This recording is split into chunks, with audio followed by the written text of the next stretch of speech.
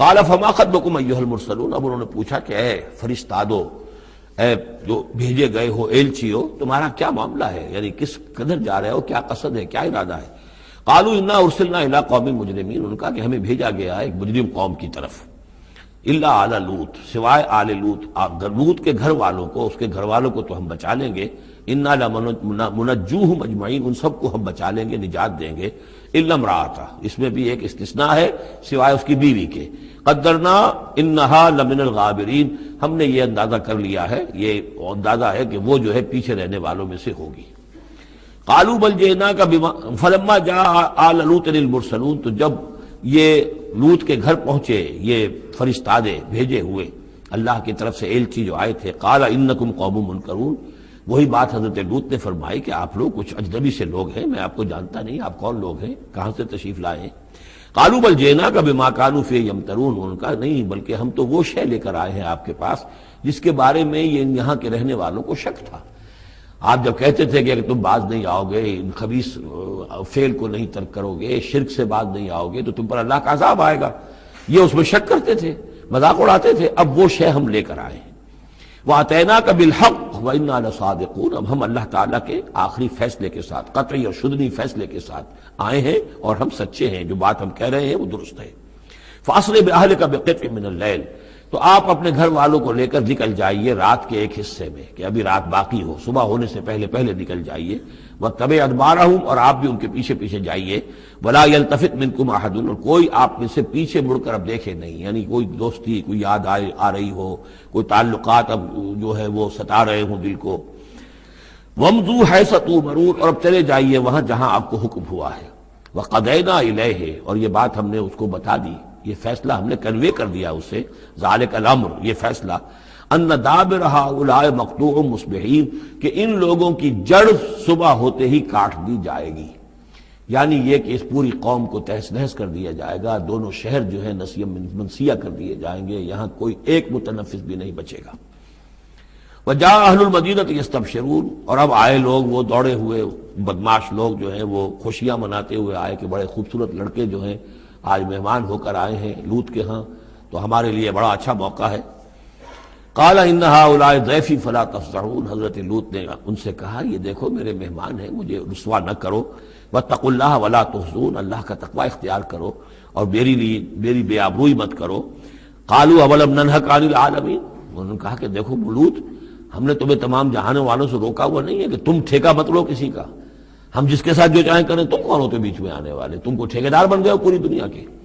اولم ننہک، کہ ہم نے منع کیا تمہیں، نہیں کیا تمہیں کہ تمام جہان والوں کی حمایت میں نہ کھڑے ہو جایا کرو۔ قال ہؤلاء بناتی ان کنتم فاعلین، ان کا یہ میری بیٹیاں حاضر ہیں، اگر تمہیں کچھ کرنا ہی ہے تو یہ کہ ظاہر اللہ تعالیٰ نے تمہارے لیے جو جوڑے بنائے ہیں تو وہ تو عورتیں ہیں، تو وہ ہے، میں عرض کر چکا ہوں، اس سے مراد یہ بھی لی گئی ہے کہ میری قوم کی جو یہ بیٹیاں ہیں تمہارے گھروں میں پڑی ہیں جن کو تم نے چھوڑا ہوا ہے، اصل میں تو تمہارے لیے اللہ تعالیٰ نے وہ فطری راستہ بنایا تھا، یا یہ کہ انہوں نے اتمام حجت کے لیے، جس کو کہتے ہیں پنجابی میں برے کو گھر پہنچانا، یا آخری بات بھی کہی ہو کہ میں ایسا ہی اگر کوئی معاملہ ہے تو کوئی دو بڑے سردار جو ہیں انہیں کہا ہو کہ میں اپنی بیٹیوں کا نکاح تم سے کیے دیتا ہوں، تمہیں اگر کوئی اس طرح کی کوئی حاجت ہے۔ لعمرک انہم لفی سکرتہم یعمہون، تو انہوں نے کہا، یہ اللہ تعالیٰ کی طرف سے ہے، قسم ہے تیری جان کی، وہ لوگ تو اپنے اس نشے کی حالت میں بدمست تھے اور بالکل اندھے ہو گئے تھے، عین میم ہے والا ہے، یہ دل کے اندھے ہو چکے تھے۔ فاخذتہم الصیحۃ مشرقین، تو پھر انہیں آ پکڑا ایک چنگھاڑ نے، اجالا ہونے کے وقت، مشرق، یہ مشرق نہیں ہے مشرق ہے، مشرق ہے اجالے کی جگہ، صبح جہاں سے نکلتی ہے وہ مشرق ہے، شرق کے معنی جو ہے اصل میں وہ روشنی ہے، تو اسی سے یہ مشرقین، صبح ہونے کا وقت، سورج نکلتے وقت جب اجالے کا وقت ہوا تو ان کو ایک چنگھاڑ نے آ پکڑا۔ فجعلنا عالیہا سافلہا، تو ہم نے اس کے اوپر والے حصے کو نچلا بنا دیا، یعنی تل پٹ کر دیا، وہ گری، پوری بستی جو ہے وہ اٹھا کر پٹک دی گئی کہ چھتیں نیچے اور اس کی جو بنیادیں تھیں وہ اوپر۔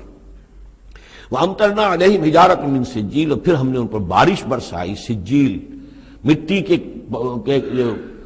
کنکروں کی بارش۔ ان فی ذلک لآیات للمتوسمین، یقیناً اس میں نشانیاں ہیں ان لوگوں کے لیے جو حق کے متلاشی ہوتے ہیں۔ یہ جو اسم کا لفظ ہے الف سین میم، اور الف جو ہے اس میں در حقیقت جو اصل اس کا حروف اصلیہ میں سے نہیں ہے، سین میم ہے اصل.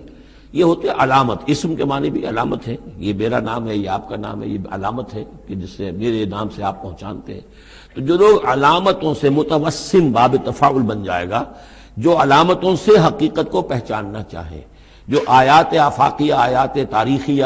آیات انفسیہ، آیات قرآنیہ سے حقیقت کو جاننا چاہیں، ان فی ذلک لآیات للمتوسمین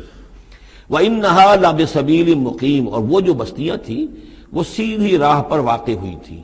یعنی یہ سیدھا راستہ تھا جو یمن سے جاتا تھا فلسطین تک، میڈیٹرینین کے ساحل تک، اور یہ سیدھا راستہ تھا کیروان روٹ، مشرق و مغرب کے درمیان یہی لنک تھا.